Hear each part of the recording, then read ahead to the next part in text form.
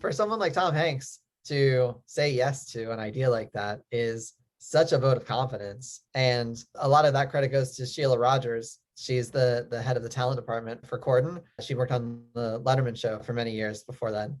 And so a lot of that was her explaining to talent, like, come, you'll like this. You'll like James. You'll like the show. Something's happening over here. And then for Tom Hanks to be like, all right, that's giving the green light to every other giant star in Hollywood to be like, oh, okay, if Hanks is doing this, I got to take a look at Corden also.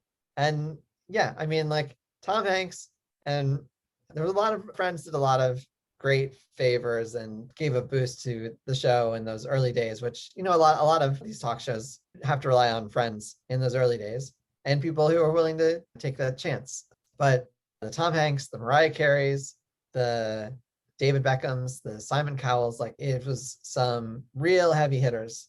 And then James and Ben and Rob talk about this a lot, but one of the wildest things that they had pitched, that they were ready to give me like a 45-minute pitch about why it was a good idea, which they wanted to take their show and do it in someone's house for a night.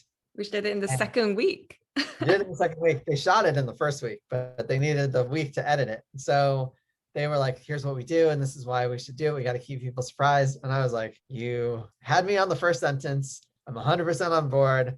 I will explain to anyone else what this will look like and what this will be. This is late night to me. Like, these are the fun things that you get to do.